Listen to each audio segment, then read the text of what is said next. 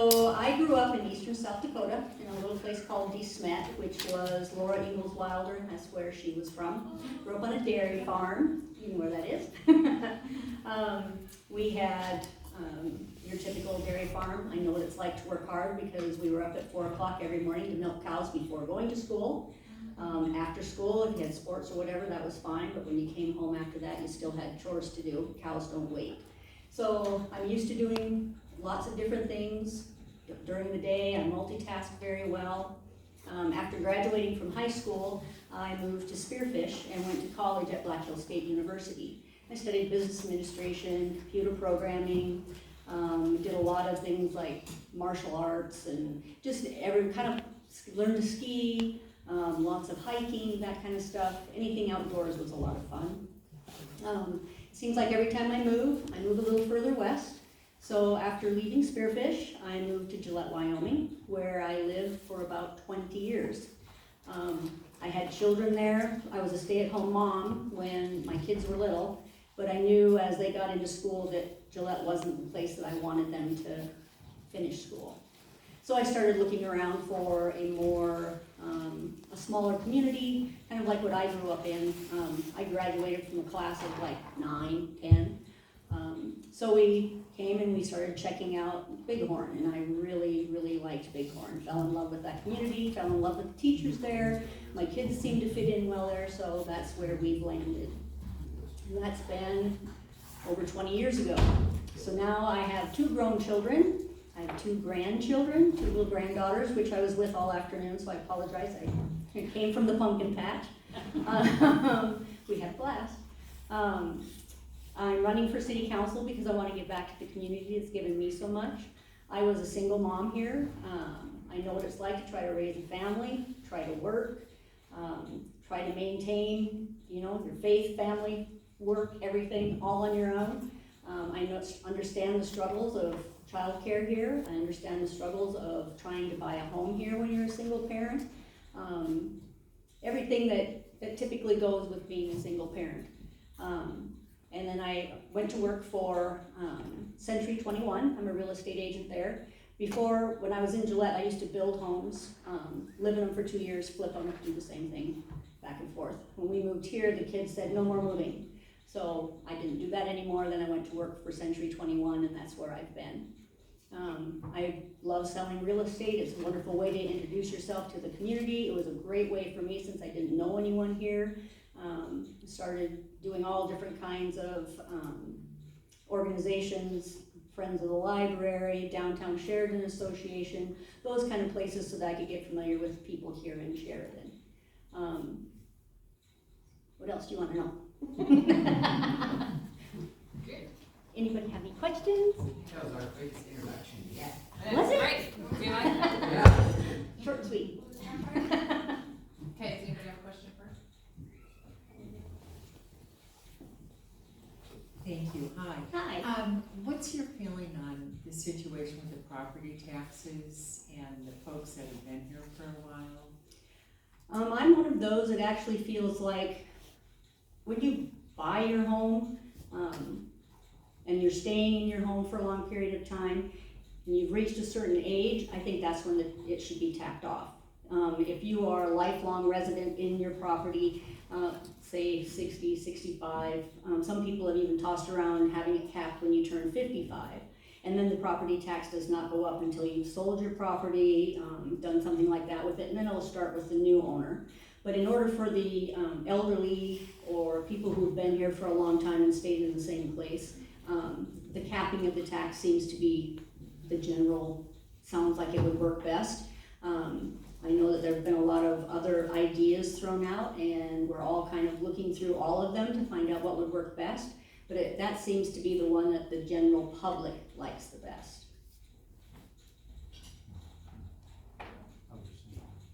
Okay. Anybody else? I have a question that kind of caps on that. With that, I guess, this just popped in my head as she was asking and you were answering. Would you then though, looking at the property tax thing, and if you're gonna do a cap, would you be in favor of something where you look at the income of the people as well? So like, if you have elderly people, say like in the Powderhorn, or I'm gonna assume that their income is quite hefty and can certainly handle increased property taxes. Would that be something that you would consider? If we were to start picking neighborhoods to only do that in, I guess more income, not Income? neighborhoods, but income. it would almost look like you were picking a neighborhood because there really aren't that many people that can afford to live in the Powderhorn that are lower income. So same with places like the Summit, Mount Shadows, some of those community areas that have larger homes in them. It would be hard for, I think, you know, it would be a test to see, but I don't know if that would work out real well. Maybe in those areas, if we did an age thing, just cap it for them, for everyone through there anyway. Yeah. As I understand it, I'm new in town, so I'm playing a lot of catch up. The main reason the taxes are going up is for the infrastructure, that the new construction is, you know, adding stress to the community. Could there be a graduated tax for the newer structures, which are responsible for it, instead of the older ones? Well, a lot of the reason the taxes have started going up is because supply and demand. We have so many people moving here from out of state or even in state that, you know, everybody says, well, why are the housing prices going up so much? And since I have moved here, they've really gone up. It's because supply and demand. There isn't any, you know, if there's one house on the market and 10 people want that one house, it's definitely gonna go up, so that raises those taxes. For developers and stuff, I think there's definitely ways we can get around or help them get properties developed less expensively. We can subsidize the infrastructure for them, get rid of a lot of the green space, which eats up a lot of the property for them when they build a development. You know, if you're required to have X amount of space as green space in there, that eliminates being able to build a house in that area, which would offset the cost of that development. So smaller green space, helping with the infrastructure properties. We're still doing a lot of infill here in Sheridan, so a lot of the little lots that are just kind of scattered throughout town. I think it would be very helpful if the city could help the developers use those small spots, because that's probably going to be where more of your lower income or smaller homes would go. And it makes it easier then for first-time home buyers to get in. And for what I've seen, the new development is primarily condominiums, more expensive homes here in town. If you're close to downtown, yes, those are gonna be expensive little condos, and it's, again, supply and demand. People who are moving here, that's what they want. We haven't had very many people move in and say, you know, I really want a 2-bedroom, 1-bath, no garage, apartment type condo. That hasn't been what people have been wanting. They want an executive, very upscale condo when they come here. And we didn't have anything like that for years, and now they're starting to build them to fill that need that has been coming in. But what I was getting at was a different level tax. The newer the structure, the higher the percentage. The older the structure, the lower the percentage tax on it.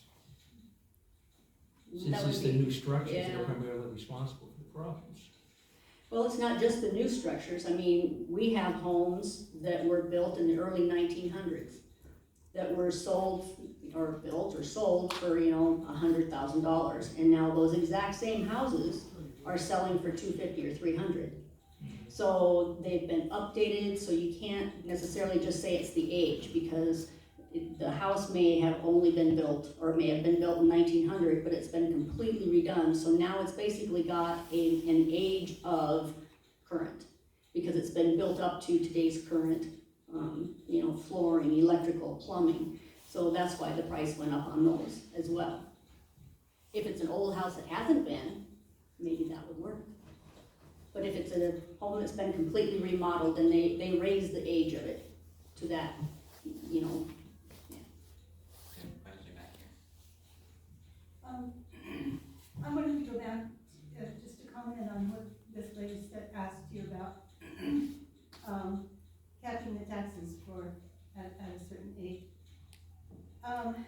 I'm in my 80s, and you might think I'd really like that idea, but I don't at all. What I foresee is a lot of people from other states are gonna come rushing in here to take advantage of that, and it's gonna be people with money. That's possible. So this is really gonna hurt the housing for younger people. We still need, I yeah. think it has to have to do with income, not with age. Well, we can definitely bring that up with the powers that be. It's just a thought. Hi, back again. There's been a lot of controversy in the papers about the electrical vehicles. What is your position on that if it comes to the city of Sharon? Well, I am an oil and gas and coal fan, so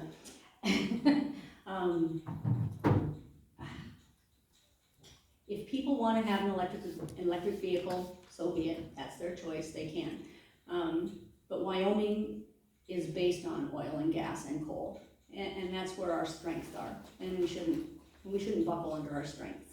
So I'm not a real big fan of electric cars. Great answer.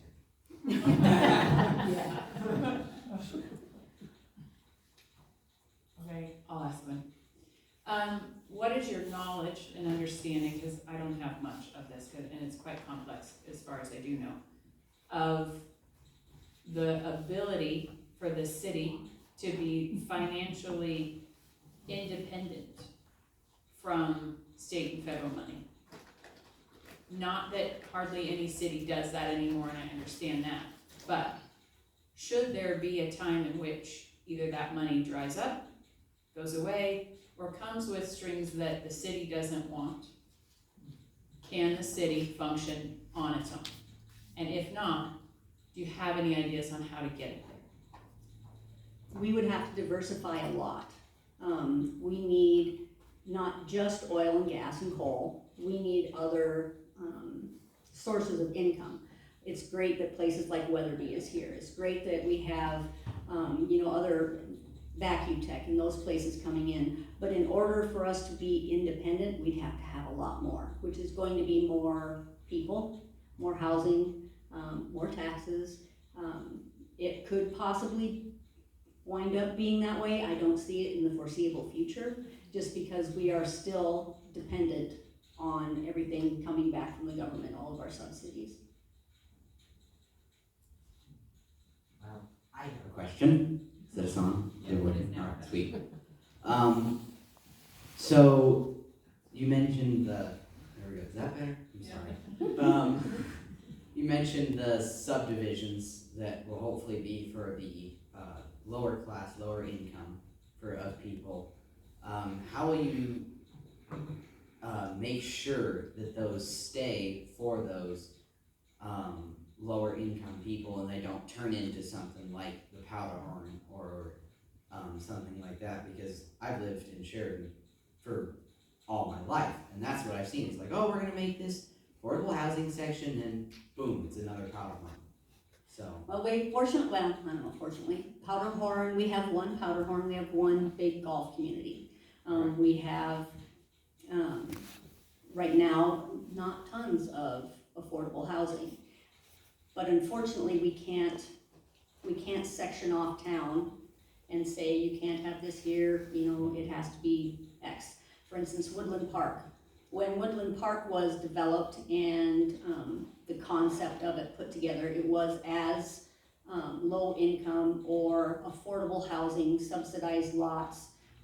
They got funds so that you could have your down payment and stuff given to you for your home, and you had to live there for so long and that would come off, or when you sold, you had to pay that amount back. And once the development went out and everything got going real well, and now all of a sudden, because the school is there, a lot of those homes now are being sold for a lot more money because people want to be in that area.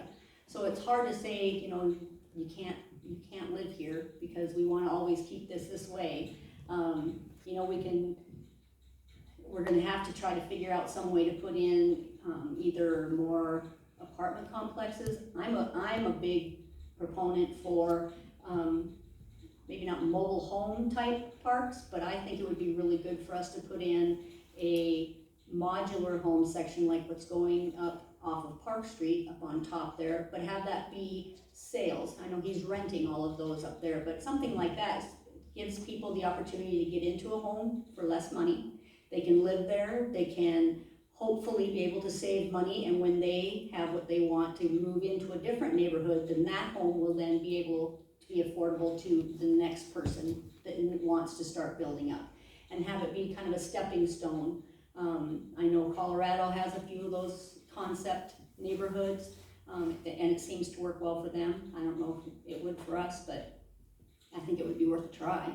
And I like the idea of modular homes a lot more than mobile homes, because a modular home is built to HUD specifications, where a mobile home is not. And mobile homes sometimes are really hard for people to get financing on. If it's a modular home, it's easier, and they get the tax break, or the interest rate break. Thank you. Yeah, single-family housing of any sort I'm fine with that, be it modular, mobile homes, or whatever. But apartment complexes, to me, are a big invitation to trouble. And I'd really like to see them really limited here in the city.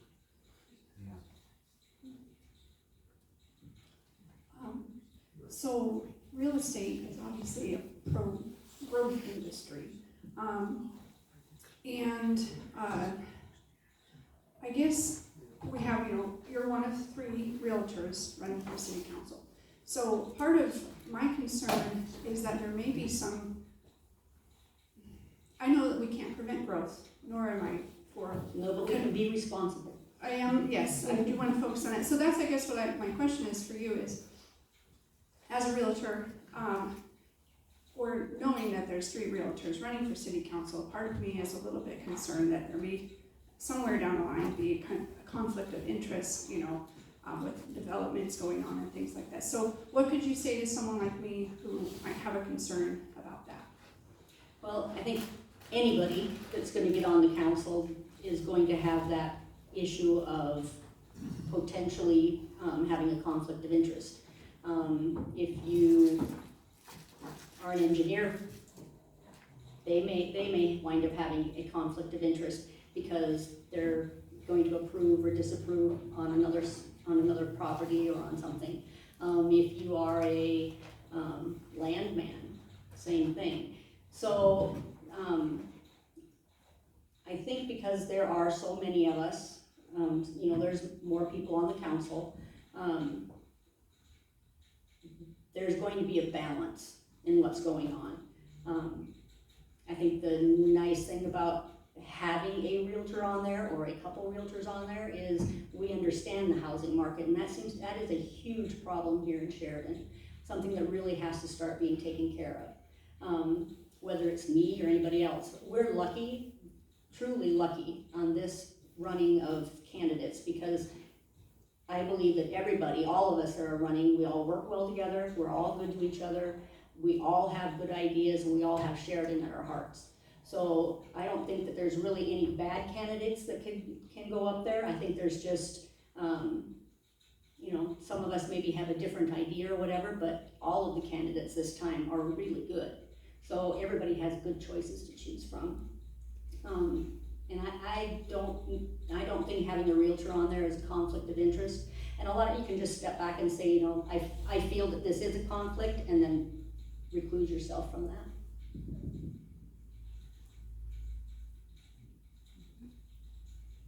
Hi, Lynette.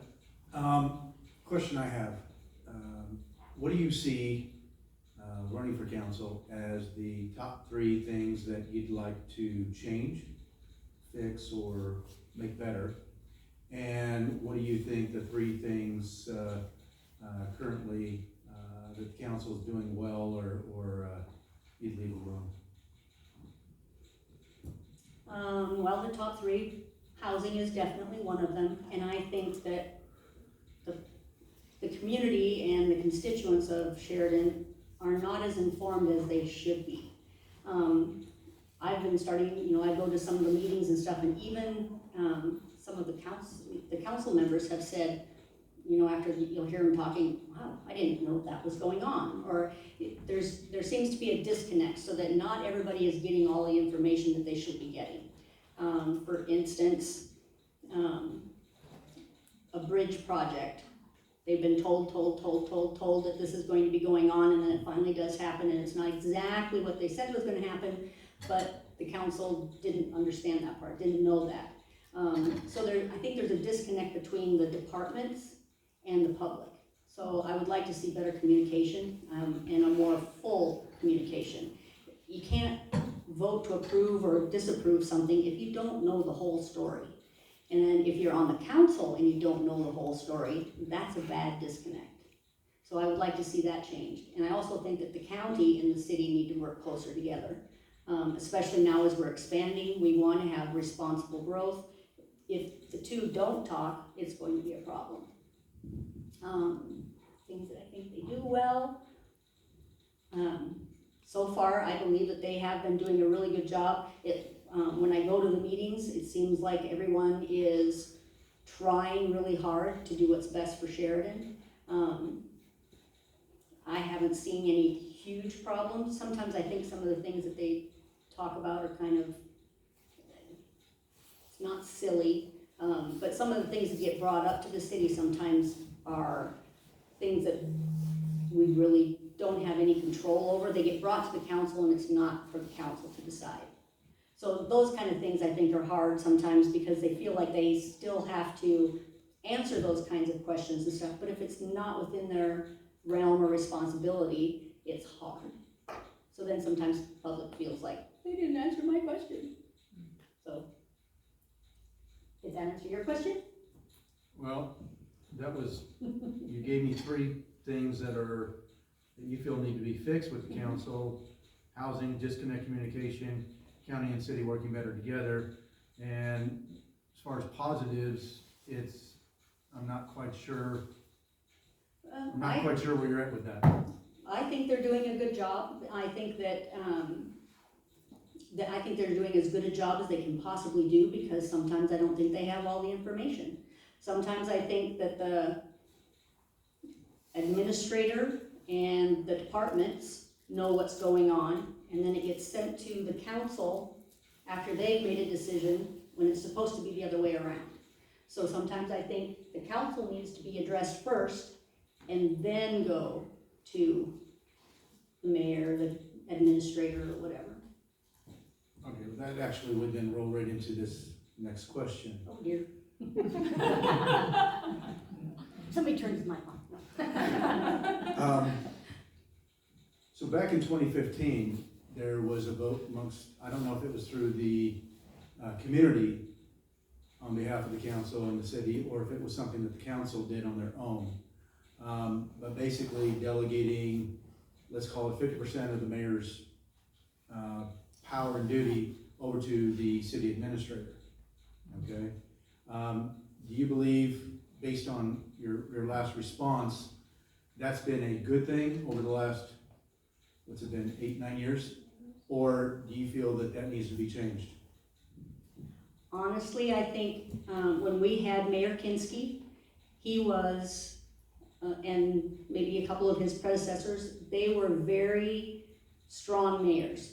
And Sheridan was a mayorally run community.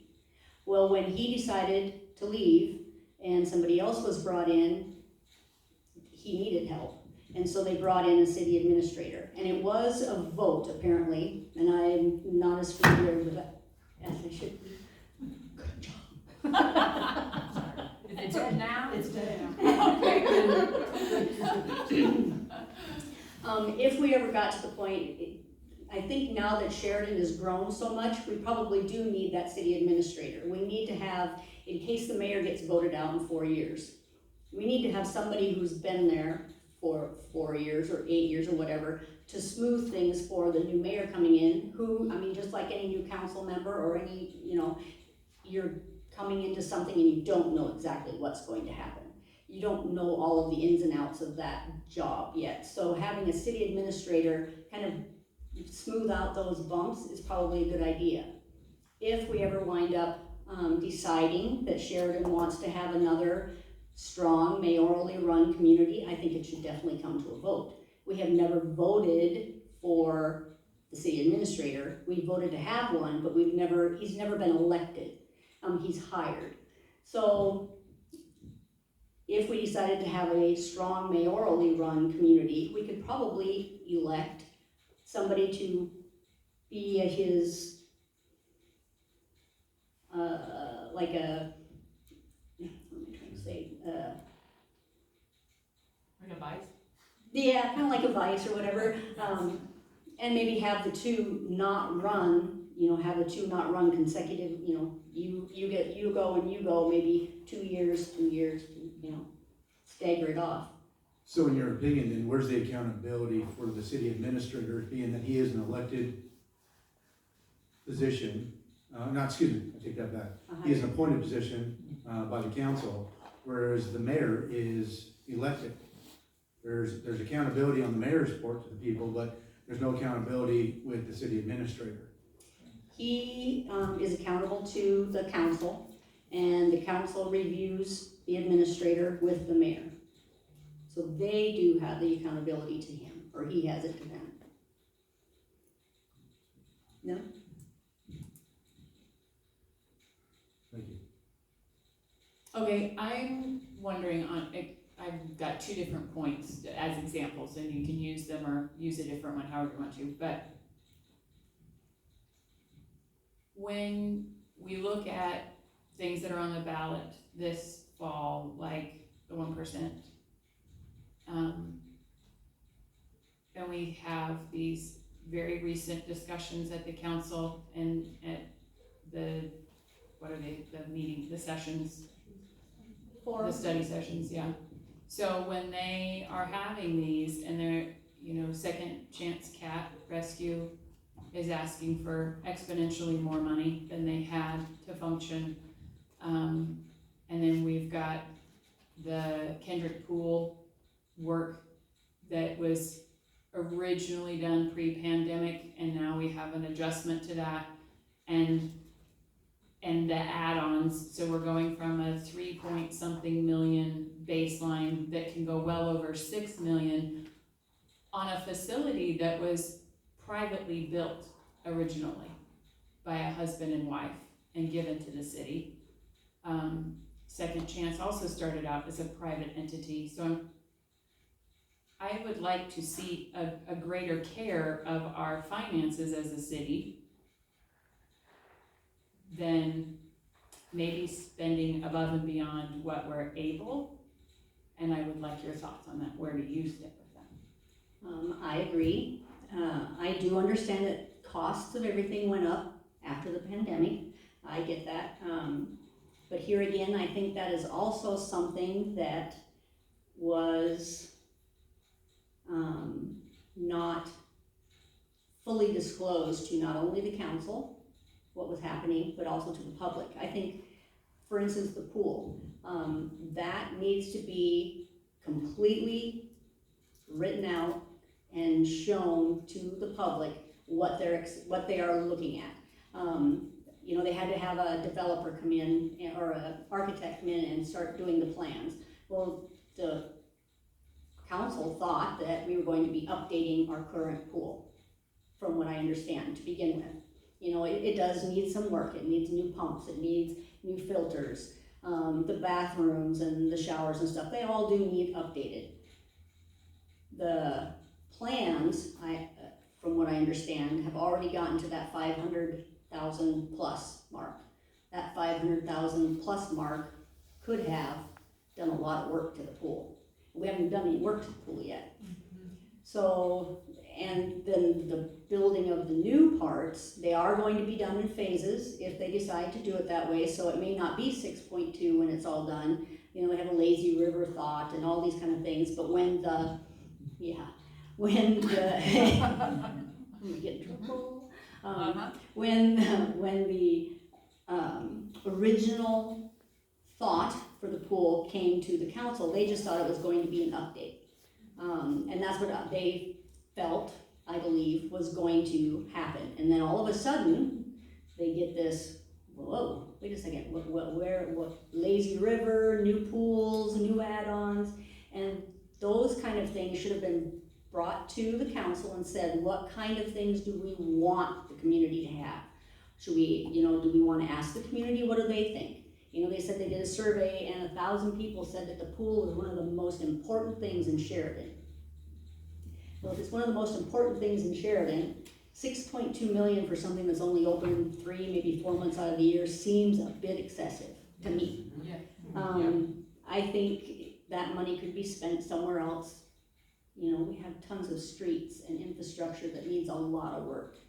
And yes, I think the pool is very important. Don't get me wrong, it's a great place for kids to go, but I think we can get it done without spending that kind of money. So I think it should be brought to the community, whether it be another vote, or another survey that goes out, or whatever. I think the community needs to have a voice in what we decide to do with that pool, rather than just saying, yep, this is what we're gonna do, and it could at the very end cost us 6.2. And we all know that that will wind up being 6.5, just because everything goes up. There's just no way around that. So, yeah. Second cat, the rescue, I love animals, think they're wonderful. I also know that they wind up taking pets from other states that can't find homes, or that need vet care that they can't get there, so they bring them here, and so we're paying for that. I also believe in a humane way to go. If there's a cat that is old, you can tell it's not going to last long, it may be suffering, it has cancer, or whatever the case may be humane and just put it down. There's no reason for us to try to rehome something that's going to pass away shortly or be miserable or whatever. And I don't know if they do that or not there. I have a soft spot for animals, so I kind of try to stay away from that place because it makes me cry. But yeah, I don't think that we should be paying for, I don't think we should be giving them that much more money for something like that. I think we should find a better way for those funds to be used, and used for Sheridan's problem, not Gillette's problem. I know they bring cats over from Gillette, and I think we've had some come down from Montana. We have enough of our problem right here. We should be taking care of what's happening right here, not having other things come in.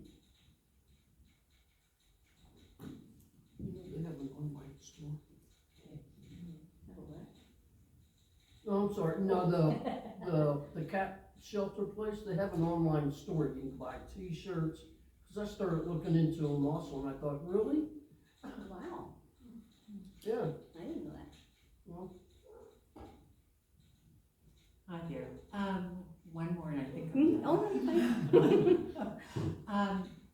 I read recently that, Governor Gordon is thinking about, or toying with the idea of medical marijuana, which concerns me to no end. If it does pass, what is your feeling on sanctuary cities, having marijuana available to those who need it for medical purposes? Fortunately, that's not something council will have to deal with. Fortunately or unfortunately, that's not a city council issue. That's definitely a state issue. I think that, my personal feelings about medical marijuana is I really don't know that much about it, other than I've seen what it's done to other communities. If they're going to allow it, I would say tax the bejeebies out of it and make money for the state. But is it good? I don't know, I've driven through like Denver, Colorado, and I don't think that their homeless have benefited from it, but I don't know. I do know that there are a lot of people who benefit from it. I have a little brother who has epilepsy, and they're starting to say that that's one of the best things for people who have epilepsy.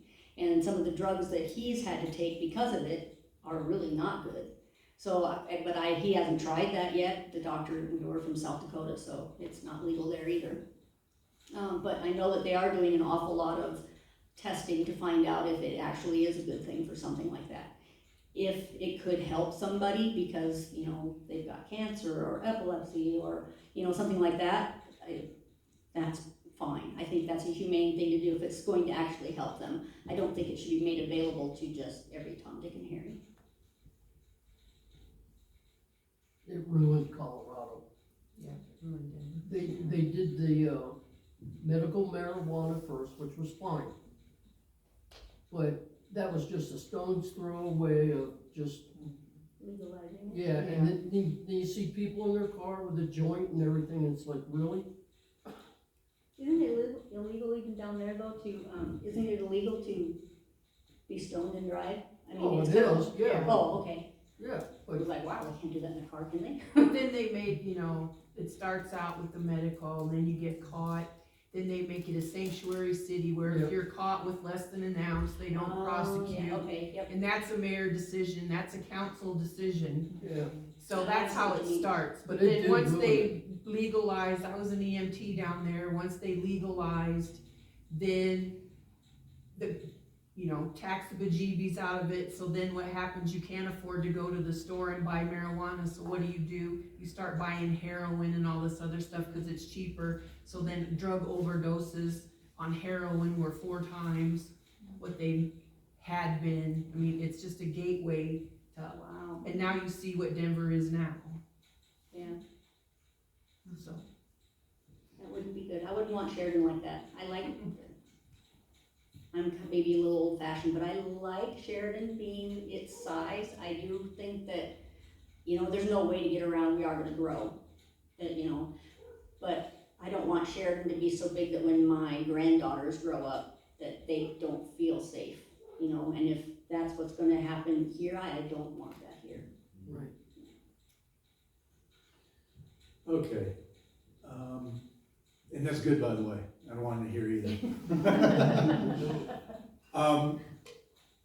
What is your stance on the U.S. and state constitution as it pertains to your job if elected on the council? And I'll give an example.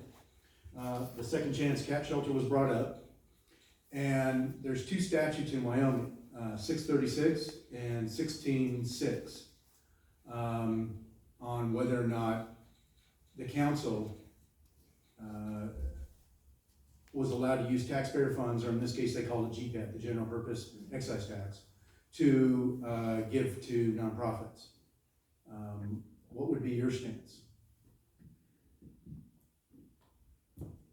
Well, I think a lot of I think there is good to be done with the GPAC and given to certain organizations. As a council, again, you'd have to hopefully be given all of the information. And you can always vote no. You should be running for council. Well, you know the statutes and the, it would be, I don't like using funds that are unnecessarily used. I don't think that it's right just to spend money because we have money. There's nothing wrong with hanging on to it, saving it for a rainy day, or if we're gonna be spending it, using it on something like infrastructure, which is much more important than cat shelters, or, not that they're not important, but I don't think as much money needs to be spent there. Did that help? Well, I guess maybe then the question is, would you be more fiscally responsible with taxpayer monies? I am pretty fiscally responsible with all things. As single mom and independent contractor, I watch where my money goes all the time, and I watch where my taxes go. So yeah, I would be very fiscally responsible. I don't vote yes just because everybody else votes yes. And I always tell my friends, if you want me to tell you something, or if you ask me, you better want the truth, because I'm not gonna blow smoke up your behind. Fair enough.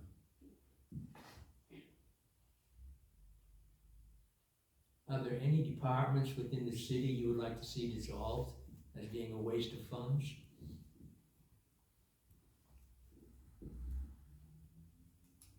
None that I can think of off the top of my head.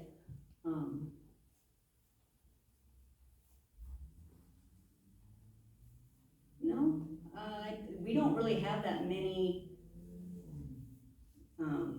fringe departments. So most everything that we have is, you know, needed. We might have a few committees, that are off, but they don't get paid by the city, so.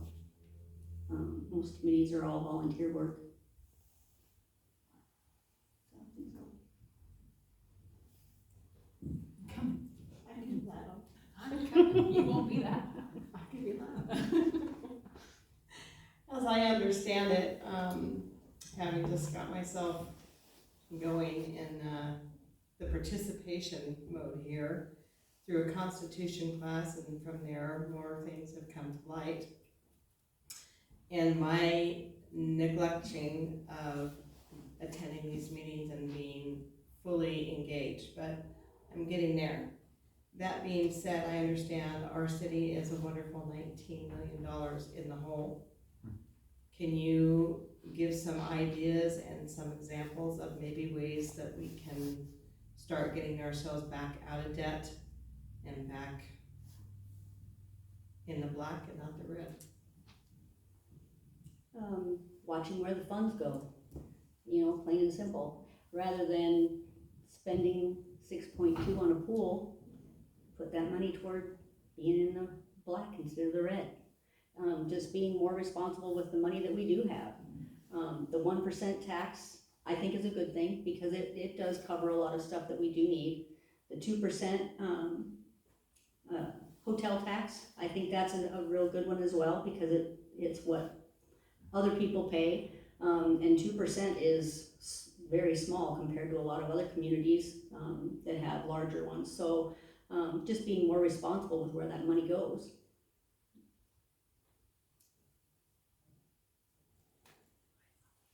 It's good. You'll have the answer to this, I'm sure.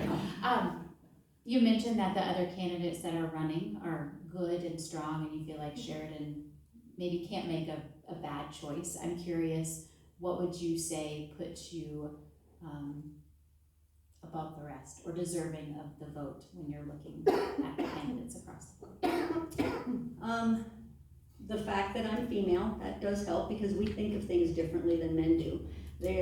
I've been in the council meetings and watched, and they'll have discussion about things, and it's like, wait a second, you need a female's point of view on that. Also, because I've been a single parent, I've had to work my entire life.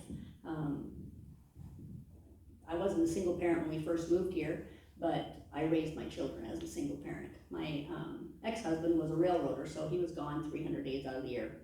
It was like never having a husband.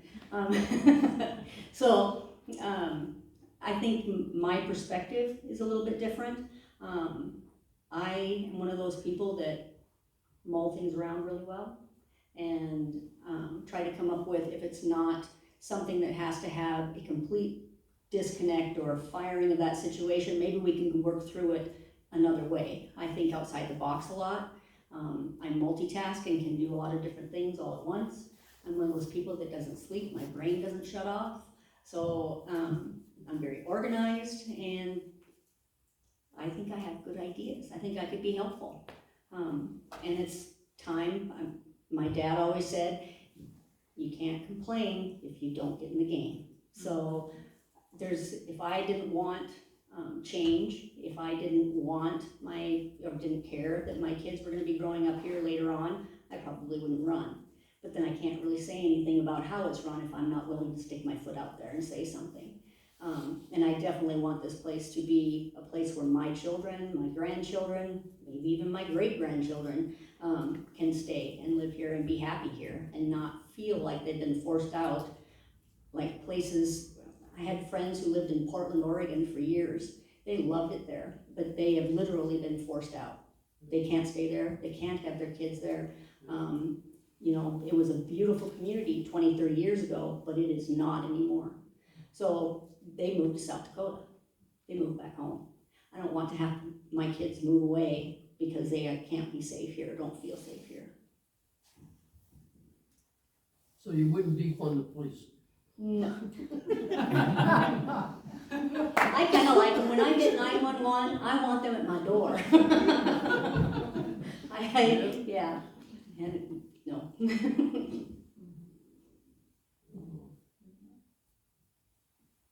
Okay, we only have 10 minutes left for Lynette's time. So what we'll do, since there's not any formal questions, we'll be done there. You don't have to stand up there anymore.